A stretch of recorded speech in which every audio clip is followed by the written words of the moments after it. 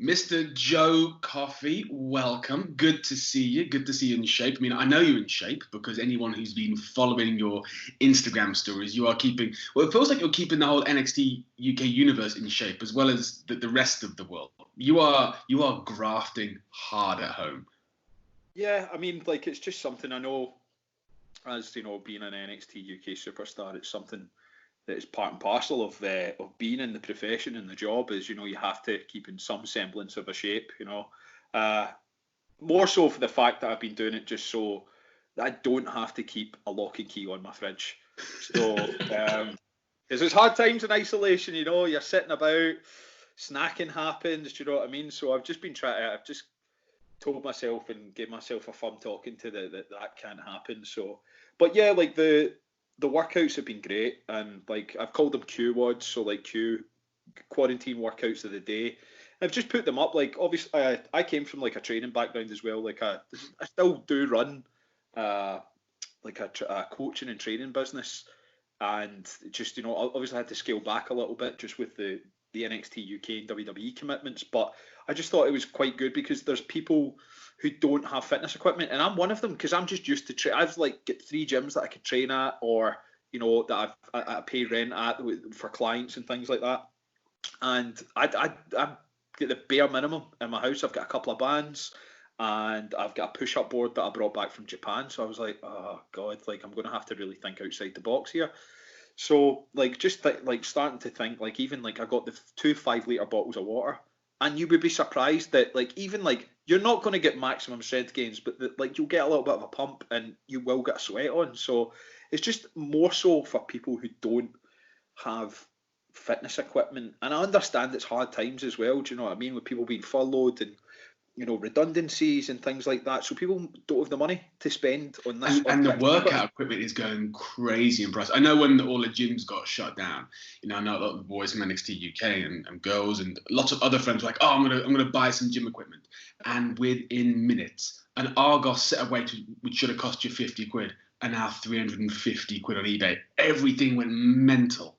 Yeah, I mean, it's a shame to see that. I don't like seeing, you know, people profiting out a pandemic or any kind of, you know, negative situation. But I suppose it is what it is. Do you know what I mean? And I think it's more. It might have been more for the fact that the markup might have been so huge because essentially they probably had limited stock as well. So, you know. Those water bottles, I saw that. I was like, that's a really good idea. What are they? 3 litre, 4 litre, 5 litre? Yeah, 5 litre water bottles. So anyone who's not seen Joe's Instagram, he's got these 2 5 litre bottles of water and he's using them like kettlebells, swinging them. And I saw that, I was like, oh, I might give that a go. But I just had this funny feeling that those little plastic things, the little plastic hooks, they ain't gonna last long. I'm gonna send that charging through a window. How are you on your first set of bottles? Or yeah, I'm still in the first set, so I'm waiting for it. Okay. It will happen. I mean, the worst comes to worst, I don't aim it at the window, so I aim it at the wall. So the worst thing that will happen is this is going to just burst all over the place, but it's only water. So at least that's, you know, at least the carpets will get clean as well, you know what I mean? So silver lining. And I know what you mean about the whole food stuff. Like I've always tried to avoid, the last couple of years I've tried to avoid things like Haribo and chocolate and things like that, just because I realised it was awful for me. And as soon as this lockdown happened, something happened in my mind where I was like, oh, and I kind of think maybe it's this kind of self-preservation thing where, you know, everyone was buying, you couldn't buy toilet roll for love nor money, the shelves were getting ransacked. I think there was something subconscious where I was like, I don't eat this stuff normally, but you know what? I'm going to eat it now because I'll pack some pounds on. It's fine. It'll mean I'll last an extra week. Something clicked in my head. How's your diet been? Has it been tough to try and keep at bay? So I like, in the back of my head, I know we're going to be back on the WWE network. We're going to be back on BT Sport. And there is no, I mean, you can ask any wrestler, there's no worse feeling when you just look in the mirror and go, I'm going to have to pull those trunks up a little bit. I mean, I've been there plenty of times. But I just don't like, I got myself into a really good night. Like, starting from, like, TakeOver in Cardiff, I felt as if I was starting to get really good nick again. And then at TakeOver in Blackpool, I felt really good, considering the loss. But I still felt great. So I just wanted to kind of keep that ticking over. And diet's got a huge part to play as well. And there are things that you can do, especially in this lockdown. Like, for me, I've been back doing intermittent fasting. You know, it is a calorie deficit essentially, so you don't want to create, you know, you don't want to have like a surplus of calories and just sitting about. And it is hard. Like, that's the mentality though as well. Like, I've been speaking to a lot of people, and it's like, I think it's because it's a lockdown. You're not going to see anyone, and it is an opportunity to sit on your couch and just, you know, vegetate essentially. And that's when grazing happens. And I just try to not don't get me wrong. So I've been good for like, we're on our week 6 on Sunday there, right off, absolute right off. I hadn't even touched any alcohol, nothing. Saturday night, Zoom with the boys. I mean, disaster, like disaster. Oh, really? A disaster. Like, I was like, no, I think something just went like that. I was like, nope, right, that's it. Week 6, and for some reason I was looking on social media, and it seemed to be everyone was that kind of week 6. Something just clicked. I went, beers with the boys, crate Heineken, whatever, blah blah blah. And the next day, rough, and I was like, right. And shall I list off what? Come on, give it to me. This is one sitting. This was one meal. I've not even had any takeaways. I've no one in the house really, and order a Domino's, so I'll get full Domino's Texas barbecue. What size? Oh, large. Come on. Good lad. I expect nothing less. Yeah, side of chicken strippers, 1 tub of Ben and Jerry's birthday cake, 1 tub of Magnum, 1 tub of Magnum chocolate, salted caramel ice cream, 1 big bar of dark milk dairy milk, a full protein bar, and there was something else. Oh yeah, a box of Jaffa cakes. Like, what?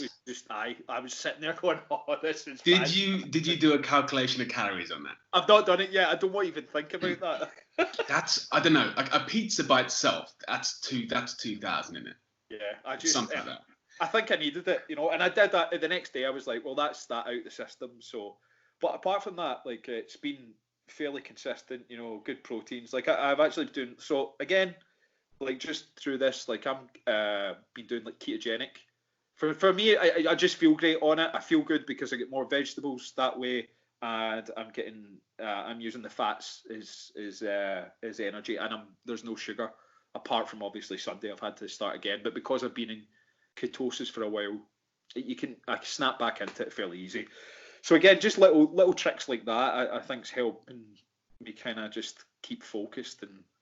But I tell you, that cheat meal, man, Mate, if it's good enough for The Rock, if The Rock can do it, you're okay. You're okay. Yeah. But yeah, you're right. It's this week 6. I've been kind of okay thus far. You know, been getting on with stuff. Fortunately, I've had, you know, quite a bit of stuff to do during this time. But there's something about the past kind of week or so where I'm like, I mean, it wasn't like I wasn't ready before to go back to normal, but now I'm like, yeah, I'm over this a little bit. Yeah, I mean, and also the weather's been great as well, which has been a positive and a negative because, you know, it's hard. You want to meet up with mates, you want to see family, you want to go to parks, you want to hang out, you want to do things, but obviously, you know, with restrictions we can't, and that is just the way it is, you know. It's all about saving lives. It's all about not passing on any kind of virus or any symptoms if you have any.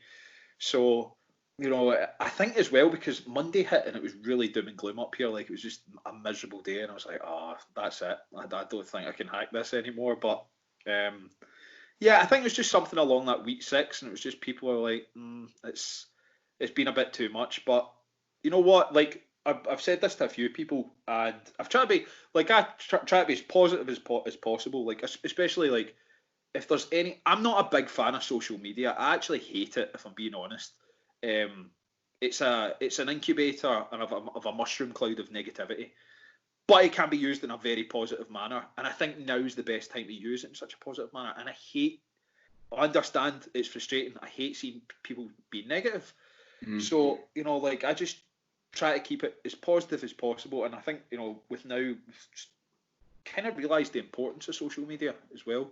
You know, especially things like, I didn't know things like Zoom existed and things like that. So, like, in Zoom and Skype, I knew Skype, I just don't really use them because I'm so used to actually interacting with people. And I think, you know, that's just the main thing, is just that social interaction, see how important it is. And I've had people, like a couple of mates as well, message me, like, one of me and Mark's close pals messaging me going, like, apologising, going, lads, I'm so sorry, like, I've been such a, like, recluse, like, all these years, and I was like, don't worry about it, man, but it is, it's like, the good thing about this is people are changing their mindset, and the thing is, our huge, parents as a generation is we've to sit in the house, so it's not that hard, when you look back to the Second World War, they were in that Second World War for 4 or 5 years, rationing, you know what I mean, like, poverty, so it's bad, but it's not as bad. Comparably, if you've got a roof over your head right now and you're healthy, and you can put some food on the table, then you're in the lucky section right now.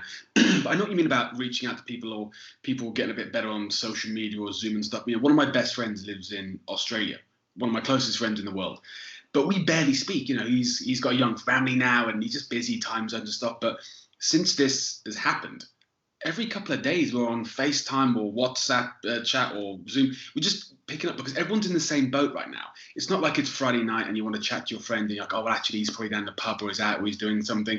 Everyone's in the same boat. Everyone's at home. So if you call someone, unless they're on another call, they pick up. And that's, as you said, one of the silver linings of this, kind of reconnecting and having those conversations with people. Yeah, I mean, that's a huge thing as well. For the first time, like...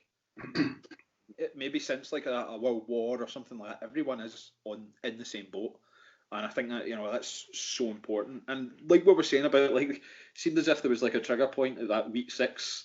Like I started people, like even people messaging me, like inboxing me, being negative. Like, so for example, those keywords I put up, I had a couple of people messaging me going, "Why are you doing that?" And I was like, "Well, why not?" And she's like, "I mean, it's like it's stupid with the water bottles." And I went, "Well, do you know what? Like, it's all some people have." And they were like, "Well, surely you must have fitness equipment." And I was like, "Well, I do have some, but it's not for me." Do you know what I mean? Like, for me, and I'm huge on it, it's definitely been a time to stick together and try get through it, the other side as well. Especially things like I've liked is helping like folk in the NHS and stuff like that. Like, there's a couple of local restaurants near myself, and they were doing like schemes where you could buy dinners for members of the NHS, and things like that. And then like, so I'm obviously a massive Celtic fan. One of Celtic's ultras, in fact, both are ultras groups, but one in particular, the Green Brigade, they've been doing a heap of stuff for the NHS.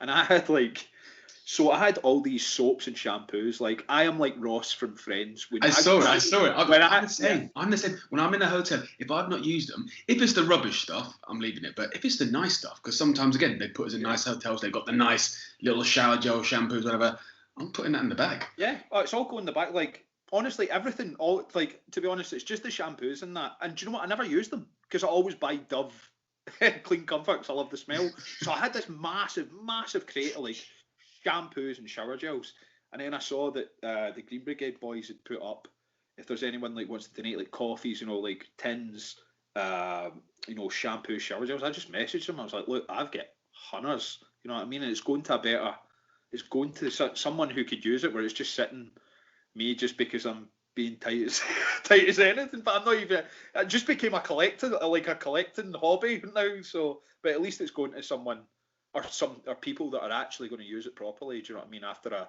a shift in the hospital or something like that. You know what I mean? It's there for people to use.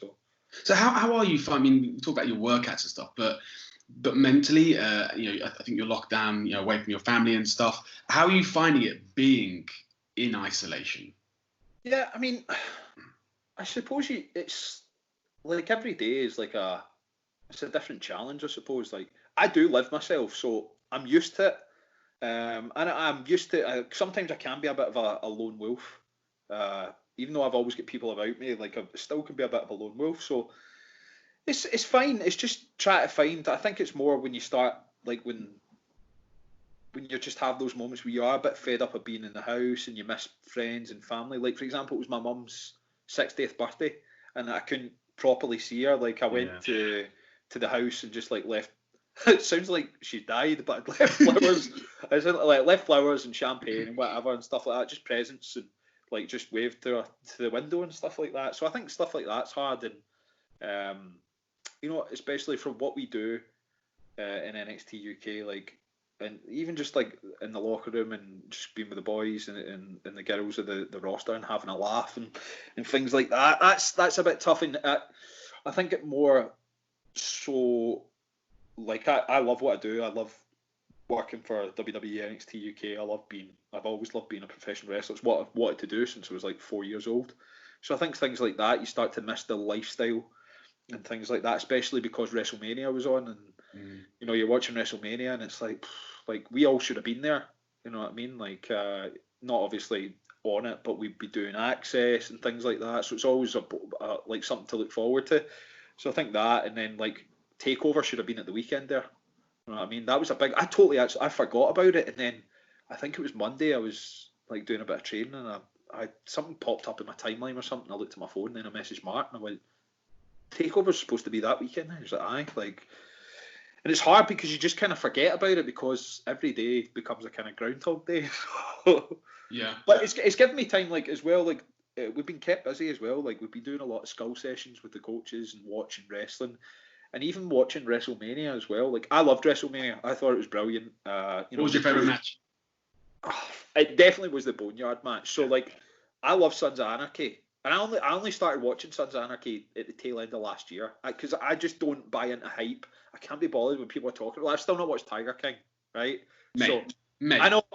If you've not watched Tiger King yet, you are working out too much. You're doing 10 hours a day straight? Come on. Yeah. You can find a couple of hours a day. But it's more, when people start talking, oh, it's the greatest thing, and then if I watch it and I'm disappointed, I'm like, well, it wasn't that good. So I'm going to give it a wee bit, because, like, who knows how long we're going to be in isolation for, so I need stuff to watch.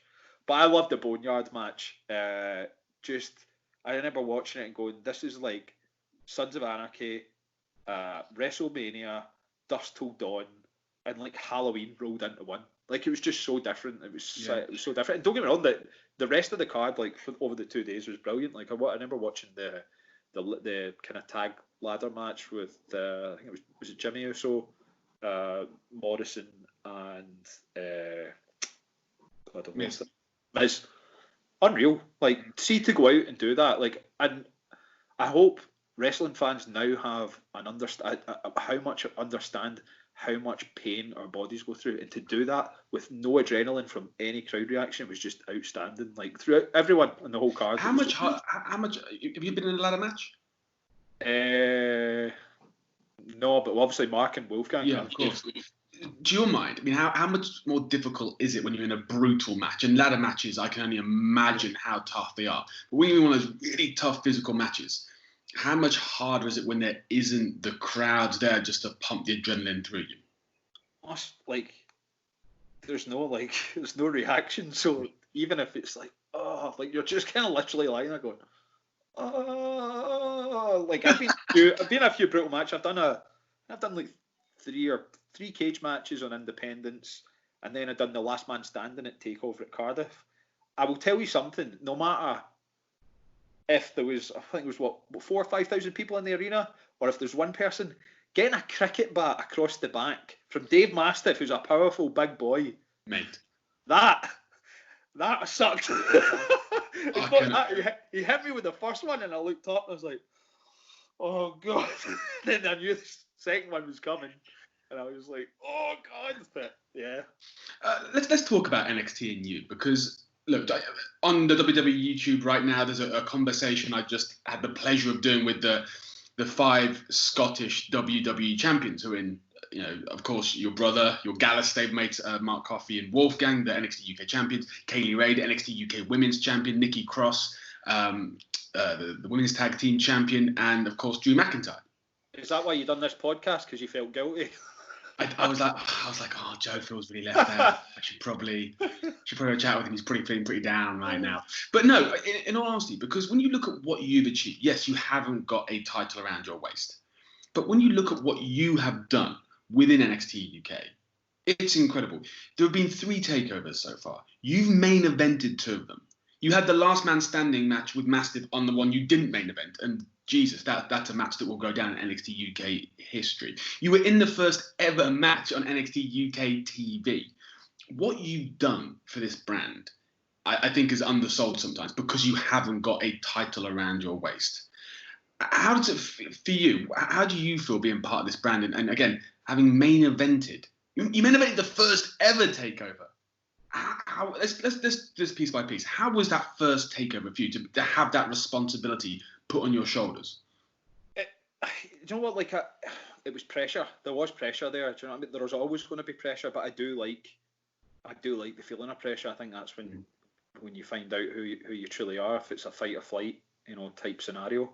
Do you know? I only recently, it was pretty much prior to TakeOver Blackpool 2 in January there, when I was doing a lot of the filming for the Prime Target, I couldn't bring myself to watch the match because I fell off the ropes twice. So, but you know what, man? Like that just shows the testament of how exhausted I was, and Pete as well. Do you know what I mean? Pete had just come back from an injury as well, and you know what I mean. So it was a tough. And watching it back, it was like 35, 40 minutes, and it was brutal. Like some of the things that we done.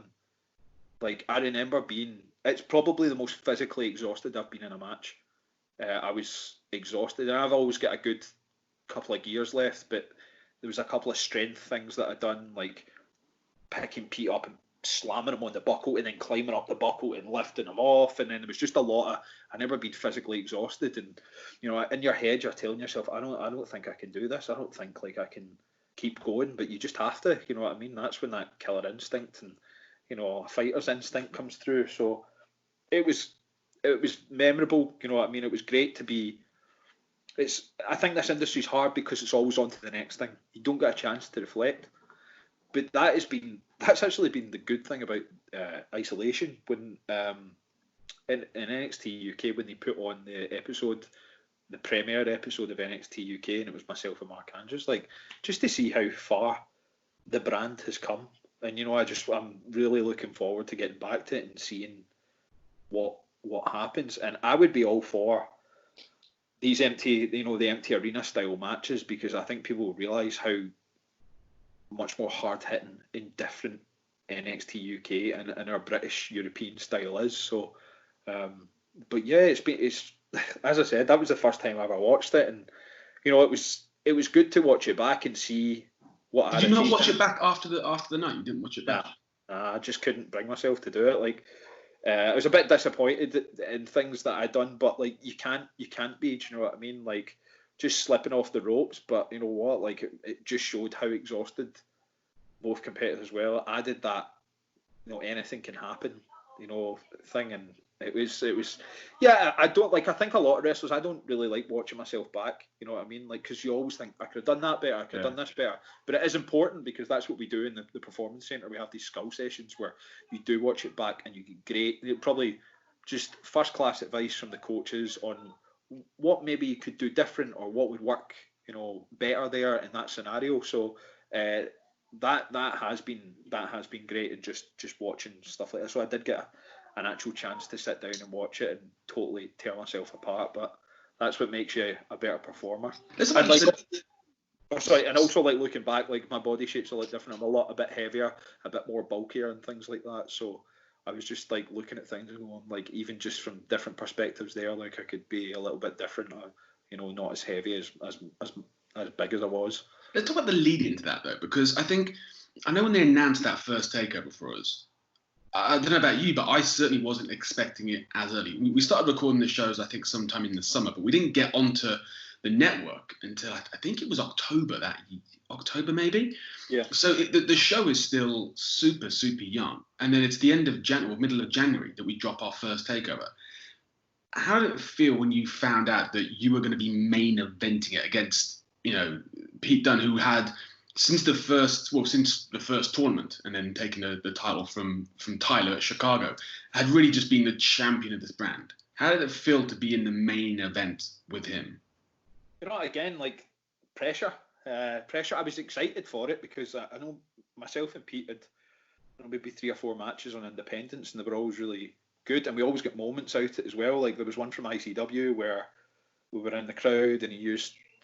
In fact, I think it was like the month previous, we'd done, like, it was a show, SWA, it was a family show, and he picked a kid up and ran me, like, used the kid as a battering ram, and that got a lot of buzz, like, across the internet, and I think he'd used that in other shows. And then, like, again, like, on that ICW show with Pete lives a vegan lifestyle, and I'd cut a promo beforehand, like, saying you don't have the killer instinct, blah blah blah. You're not bloodthirsty, and like during the match, I'd put a steak under the ring and was like trying to force him to eat it, and then like it was just silly things like that. But it was good for reaction, you know. I think every good match like has to have just a little bit comedy, just a wee bit something funny that happens in it. But so I was excited, you know, to wrestle Pete on that stage, and he's one of the best. You know what I mean? He's absolutely magnificent. So I was just looking forward to that test again of a main event, and for something that's so big, and you know it's the first that's ever happened. And also personally for me, I wasn't involved in the first ever UK tournament, and if I'm being honest, like had a proper chip in my shoulder about it. Not bitter about it, but I was like, nah, I'm gonna prove why I should have been here in the first place. Were you signed somewhere else at that point? Is that why you weren't in there? Yeah, like, and it was, they both kicked off at the same time. I think where I was signed previously, that started beforehand, and I was just like, and I knew like it wasn't what I wanted to do, but it was the only option at the time. So like obviously I was going to take it, and I had a great time. Do you know me wrong? It was like the only problem is that, like I watched it back, and I don't know if you ever watched the extras. Yeah.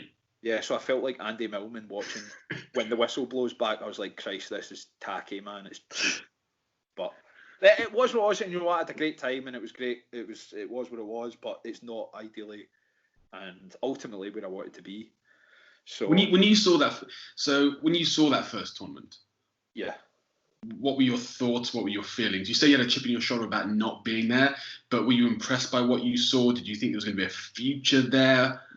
100%. Like the thing is, I know I've obviously know every single one of the boys, and was really pleased with them, and was messaging folk going, it was great. Like, but I did, if I'm being honest, I remember the Saturday. It was a Saturday. I think it was a Saturday and Sunday. I watched the Saturday night, and I got to about halfway through it, and I turned it off, and I just went a drive, man, because I was like, you know what I mean? Like, it was brilliant. And I was like, I can't believe I'm not a part of this. So it was like, and I'm just being honest. I would rather be honest and go, oh no, I really enjoyed it. Like I did really enjoy it, but at the same time, like it just, I'm quite a driven person, and when I set my eyes on something, that's what I want. And I was like, I'll be there at some stage. So I'm just going to keep working hard. But it was great, man. Like the whole tournament was brilliant. Like, and there was so many good moments as well. Like even with Jordan and Danny Butch, and like that. Do you know? I was like, that was the best finish for me of the night. I was like, that was class. Like just proper. It looked like a knockout. I'm a massive boxing fan, so I was like, that's cool. I really like that. And then just watching everyone progress, and then seeing Big Wolfie as well, and I just thought I was so pleased for everyone. And then the final was was fantastic as well. You know what I mean? So how did it come about? Because obviously you were part of the second tournament a little over a year later. How did that come about? I remember so it was. I think it was either the March or the April, and there was some rumours going about that there was going to be this second tournament, and I hadn't really heard anything. And I was like, oh well. And then the other project started up again, and I hadn't heard anything about that, and I was fizzing, man. I was like, what is going on, man? I remember I was messaging Mark because we were going to a show that night in Paisley in SWA, and I was like, have you heard anything? Like, and he was like, nah. And I went, oh, screw this, man, and just messaged one of the lads from the other project. I went, what's going on here? I was like, I was in the highest rated segment in that. I was in the highest rated segment, all right? And he was like, oh, I thought you were maybe doing this second tournament. I was like, I've not heard anything. And then, like, literally as I got off the phone, I think that WWE then got in contact, and I was like, wow, like, you know, when it rains it pours. So, but ultimately, I made my decision, you know, before that phone call had even happened. So, but the first UK tournament was great, and again, like, I don't really get to look back on that because I absolutely loved it. Like, it was so different. Again, I got to wrestle Big Dave Mastiff, and we seemed to have really good chemistry in the ring, and it was a really good. It was a good couple of moments, and then going on to wrestle Travis Banks. Ultimately not getting through, but I did do something quite dastardly, and he'd injured his shoulder, and I rammed him into the buckle. And for me, that's the moment that Gallus was born. Not necessarily the firm, not necessarily the people in it, Just more the mentality and the spirit, because at the end of the day, I'd done what I always said I'd do, and that would be leave a mark. So like for me, that was the moment. I was like, that's when it was created.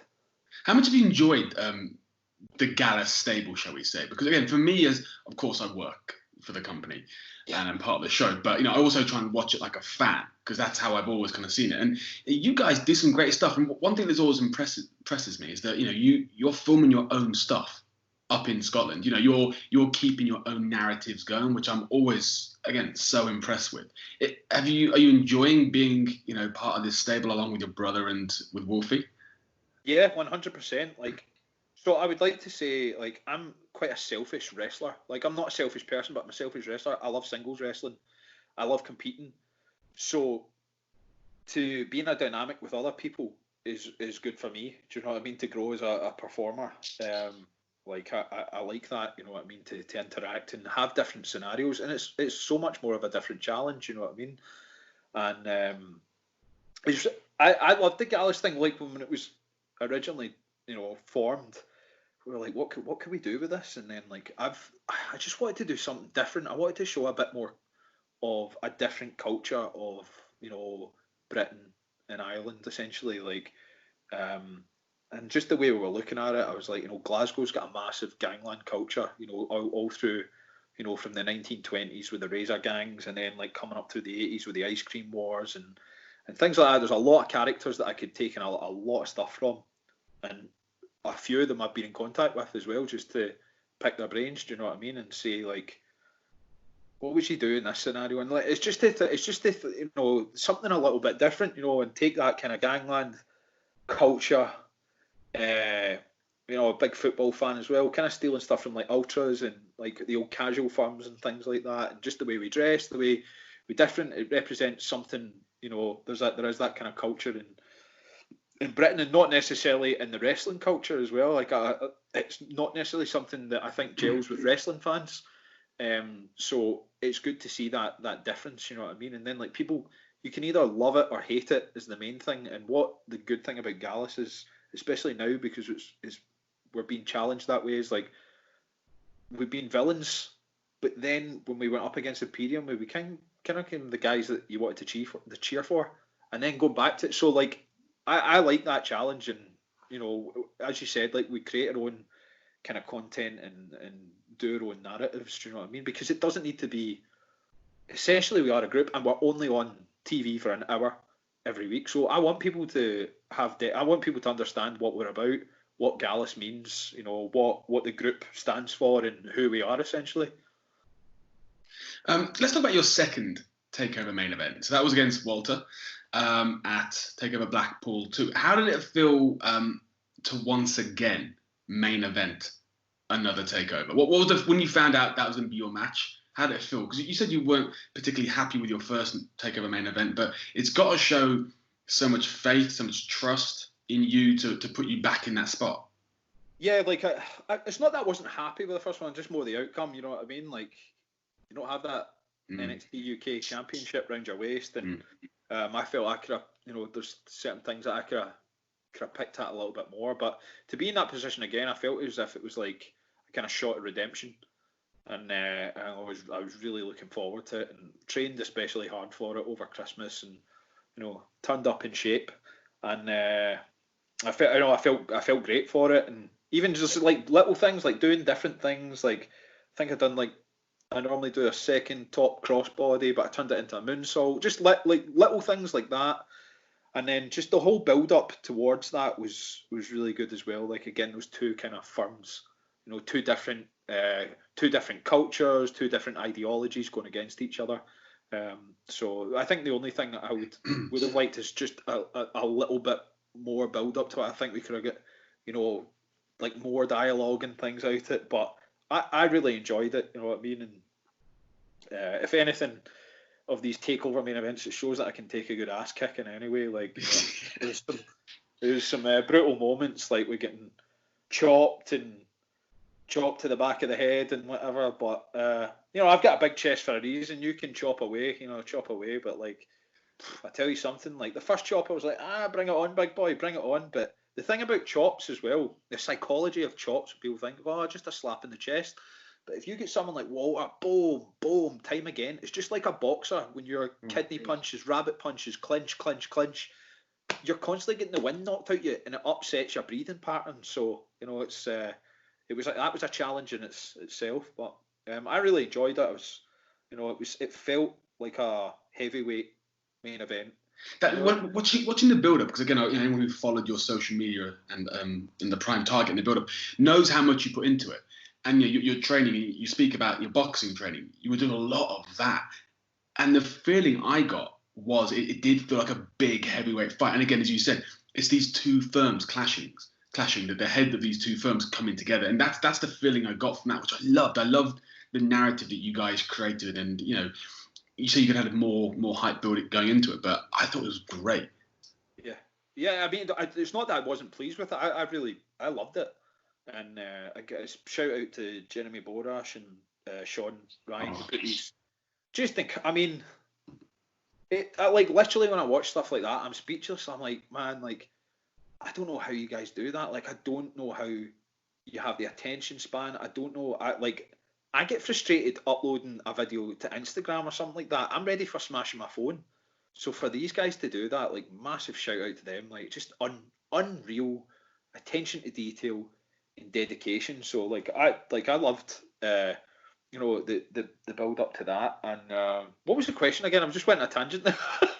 No, but yeah, I just saying. I think I was as a fan watching as a fan. I thought it was fantastic. But just obviously, as I said a little while ago, I just had this conversation with all 5 Scottish champions, of which Wolfie and your brother Mark are 2 of those right now.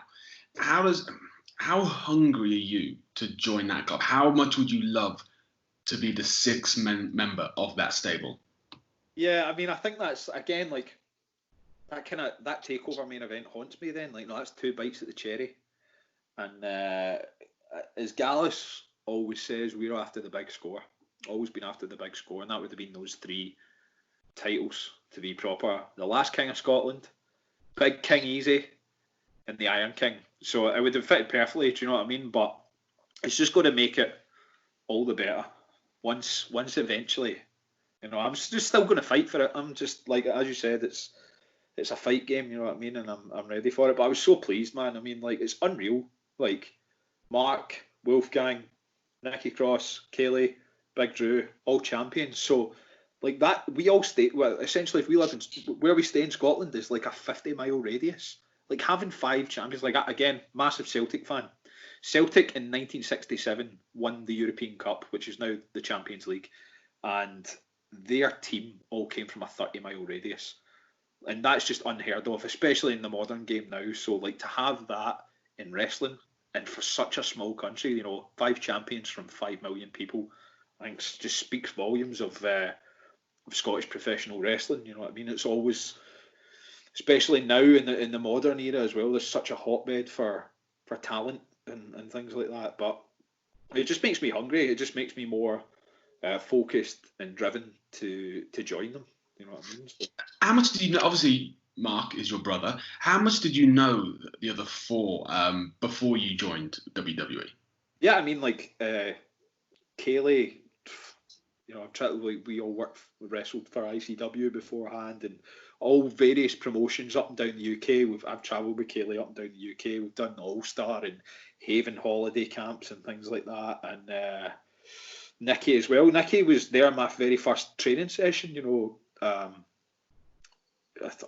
think it is common knowledge that she's engaged they're married. They're married now. Sorry, was that their wedding? It's out there. Yeah, I was at their wedding. If people Google it, it's out there. Yeah, to Killian Dane, and for me, Killian is an honorary Glasgow boy as well, because like he took my first training session. Nikki was there in my first training session. They helped me so much. So like it was amazing to see her on WrestleMania and just winning a title. So for me, it was really good. So I've known Nikki as long as I've been wrestling, which is now 11 years. Obviously, Mark and Wolfgang speaks for itself. But I didn't meet Drew. So Drew wasn't there when I first started wrestling. He'd left for WWE, so I didn't have this prior relationship that everyone else did.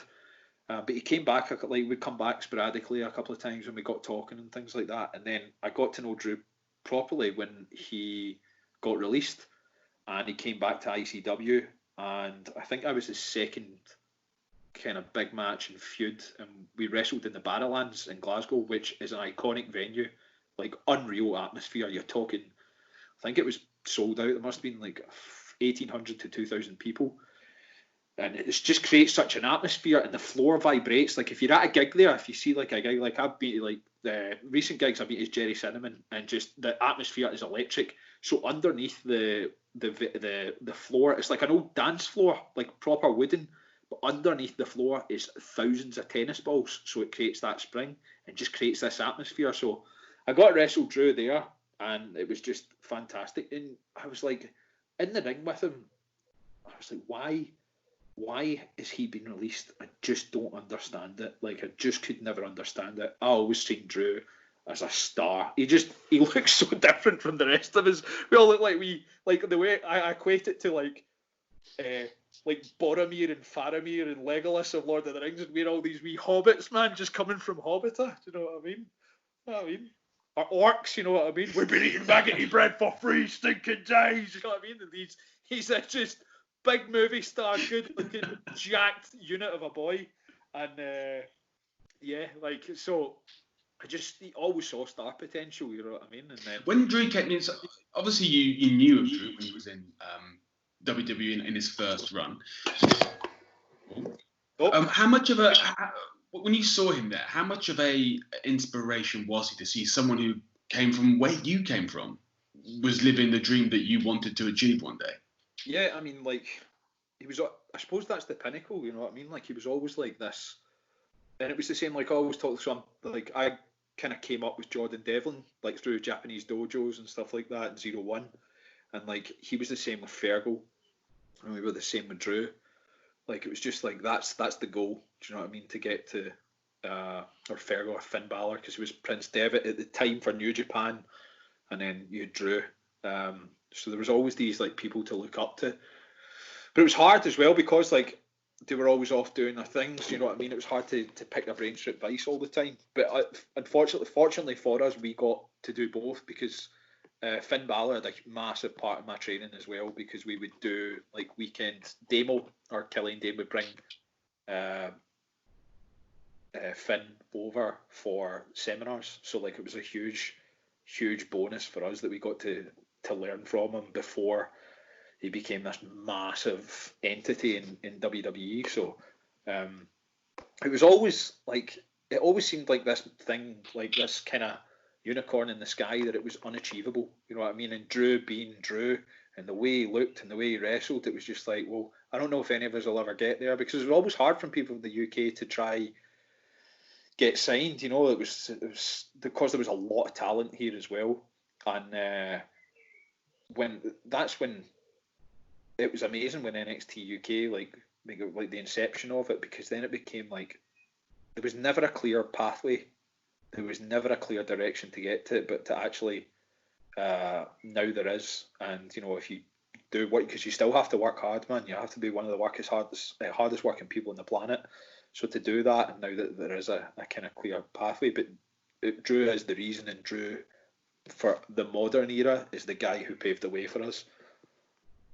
When Drew was released, when he came back, when you first started having this relationship with him, was it, obviously he'd been released, they didn't want him anymore at that point. Was that disheartening for you? Or when he came back, did he tell you things and give you information that inspired you? How was that? Yeah, I mean, it's kind of hard, because I suppose you can't be disheartened, because it's essentially his livelihood and it's his job and his career. So you just kind of like have to be positive about it. And if anything, I did see it as a positive, because I knew he'd be coming back here and getting to learn from him and pick his brains and things like that, and just get to wrestle him a few times as well, you know. And Drew's my style of wrestler, man. Big heavyweight, you know, proper hard hitter. And we had some great matches and things like that. So a little fact of him though, like, because we toured a lot with ICW and proper tour buses, he had such a brutal schedule at the time. Like, he was doing Evolve and then like going straight to the UK again, then go back to like the US. Like, he had a crazy schedule at the time, and he did help ICW as well, because it became a bona fide world title, because he travelled think it's like 5 different countries you have to defend it in, so he was doing that. But because of that, I'm pretty sure he sleeps 22 hours a day. Probably not now, but he was. I used to call him the sloth man. Like he would just be absolutely exhausted. So I'm glad to see him back. You know, when he signed for NXT, I was so glad to see him because he had been knocking his pan in, man. Like he was exhausted. And to see him get back to where he should be, and then to see him in WrestleMania against Brock. I mean, I don't think you could write that. You know what I mean? Against Brock Lesnar, the only little thing you could add in is it should have been in front of 70,000 people, but unfortunately with a pandemic you can't see that. But it was still class to see. I would love to see that match again. I would love to see that match again in front of, you know, a sold out stadium. I would love to see it. When he was back and you were working with Drew, was there any advice or any learnings you got from him that have helped you get to where you are? I think just being in there with him, to be fair, like he was always quite complimentary, and he was always like, "Yeah, brother, you know what you're doing," you know, and that. That's a great impression. That Gerard Butler full Scottish accent of it. I know he always gets a lot of stick for that, but he grew up in America essentially in his formative years, so he can't really have a go at him for that. But he was always very complimentary and like trust. There was a lot of trust as well, and I think it was very much it was quite humbling as well because I'd grafted and done things the right way, gone to train the right way, and I know when Drew started, things were not being done the right way. Wrestling training was not being done the right way. So for him to come back and see that the standard had got so much higher, I think, you know, is a testament to like because I'd say he's the godfather of Scottish wrestling for us, and then like it filtered down, and I think he was really impressed with the standard that had happened. So I think it was more just being in there with him and getting to feel, you know, the way and tempo. Like there's always a different tempo. There's always people who come from WWE, and when you wrestle them, there's just a different tempo and there's something about them. So it's something that you can just absorb and just get used to. How much do you think the NXT UK, because we talked about the opportunities not really being here in the past, how much for you has NXT UK changed the landscape of pro wrestling in the UK? Yeah, I mean, the thing is, like, you're always going to get a backlash. You know what I mean? But it's positive as well because, so I can only speak from me, with a company like ICW up in Scotland, younger guys get their chance and got to show how good that they were. Do you know what I mean? And there's a lot of young guys in Scotland just now as well who probably in a few years will get their shot and be on our roster. And you know, again, personally, that makes me hungrier because I know that's the thing, you can never rest. There's always someone coming. There's always someone coming to take your spot. You know what I mean? Like you've got to work hard, and if you're not prepared to work hard, then I'm sorry, that's your own fault. But it gave a platform to guys who might not necessarily had got there as quick, or you know, might have to be wait a while, like for example like me, Mark at Wolfgang or whatever, but because we had other commitments, then these guys get to step up. So it's good for business and in the grand scheme of things as well. And how much we built something that has expanded so quickly. When you look at the trajectory of NXT in the States and what they achieved, NXT UK is on double, triple, quadruple time right now. Yourself and the other members of the locker room, how aware of you that in this moment you are quite literally building history? Yeah, I mean, like it's just little things like the BT Sport crossover and you know, deal with that is for me is massive. Massive football fan, watch BT Sport a lot. When they started doing crossovers, like I'd be sitting watching like a Celtic game, and then like Chris Sutton would start talking about WWE, and I was like, what is going on here? And then I was like, oh, because then they started to do the crossover. Just things like that help build the brand. You know what I mean? And then like to like personal things like doing media appearances and things like that. Like it's brilliant. You know what I mean? It gives more context to the brands. It gives more brand awareness. But the BT Sport thing's been massive as well, and fair play to them, man, because their game is brilliant. Like with all the content that they've been putting out. Like you saw the Drew thing before WrestleMania. Yeah, it's a shame. In the Highlands in his pants. Yeah, we were also, I think they had something planned for Drew as well. I think I can say this now because it's not going to happen, but they had something planned for Drew, and he'd be coming back home, and like I think we were all waiting somewhere, and like so it's like a shame. I'd love to have seen that, but they're, you know, like the way they film stuff and that is marvelous. You know what I mean? And the Drew thing was quite funny. I was like, how heavy is that stone that you're actually lifting there, Drew? that plastic stone. And what's the future? What's the future hold for you? What would you've achieved so much, and for me, you're one of the MVPs on the NXT UK roster. You know, we've seen what you've done, how you helped the brand. Yeah. What's the future hold for Joe Coffey? I mean, I want to essentially keep this going, keep this. Again, I'm a massive Jerry Cinnamon fan, and he's got this song called "The Bonnie," which is a bonfire in Scotland, Scottish terms.